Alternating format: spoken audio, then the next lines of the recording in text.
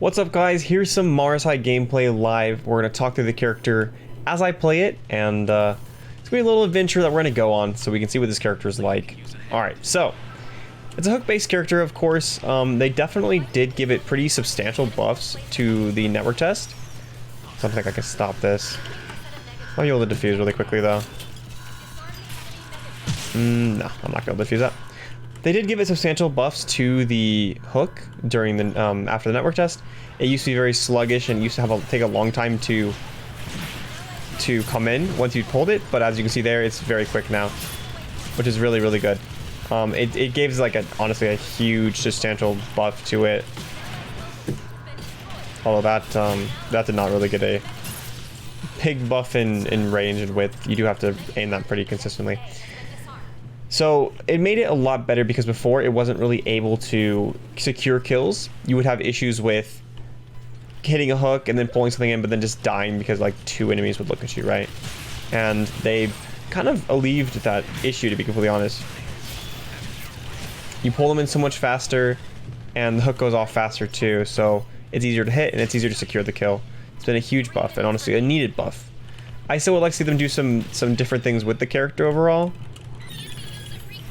But if they want to keep it like in this sort of a pseudo damage dealer type tanky boy, it's definitely a pretty good option for them overall. So you'll get to see some of that buff gameplay here and see. Oh, I need to run away from that guy. But you're going to see like how it's different. If you did play the network test, obviously you can remember what it was like if you tried the character. But it really was pretty substantially slower. So the character has a unique little thing that it can do with its hooks. It's not like another character that when it hooks something, it pulls it in nice and slow, and you have to be stun locked until that, animation locked until it comes all the way in. You can start shooting beforehand. You can shoot, you can use your beam blade, you can use your dash abilities, and you can pull the enemies around, or you can pull them so that they'll hit your the very end of your beam blade. There's lots of really cool little techniques you can do, so I'm excited to get to use them. I'll try and pull off some of them, but you don't really always need to use them, so yeah. But if I was to hook someone up here, I can dash like all the way back here, and it'll continue pulling them the whole time, so they're stunned even longer. So that's really, really interesting. So I can get a little hook off here and show you guys. All right, they're planting.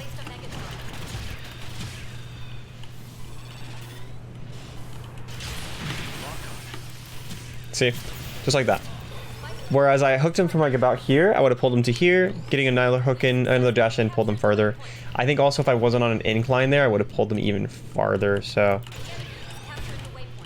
yeah. Another thing with this character you're going to see is that the ultimate's very powerful. He just stunned my little buddy there. Not only does it stun, but it deals some damage, and it stuns in a large area, and it's a very fast ultimate too.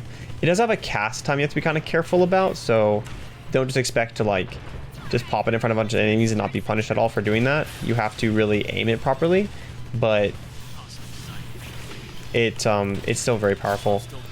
It can feel a little bit underwhelming sometimes, just if you hit 3 people by yourself, because you can't really finish all the kills, just because of the fact that your damage isn't that powerful. Even though I'm going to be fragging a few people with the things that I'm doing, you really can't you deal a bunch of damage with regular primary fire. Well, let's find some people to hit this with.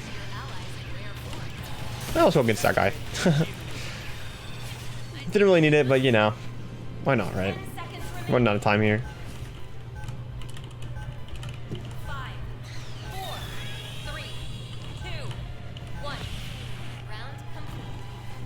Oh, there you go. That's round 1 there, guys.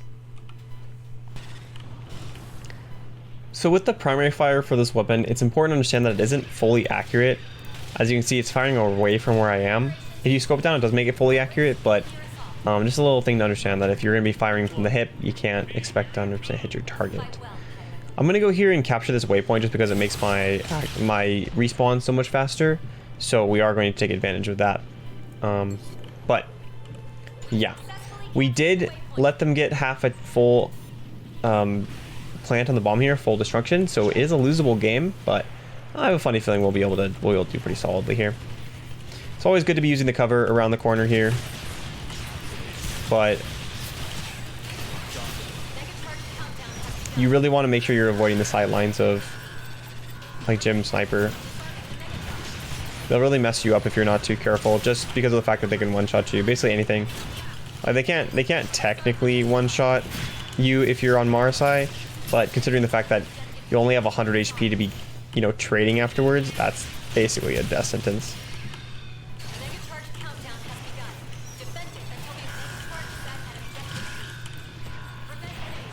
See if I can get to stop this deplant.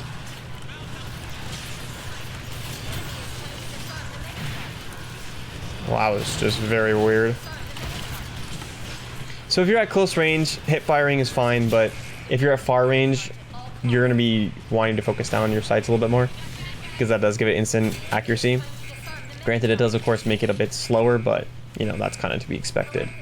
Makes you slower, not your primary fire shots, just because how the aims down sights work in this game.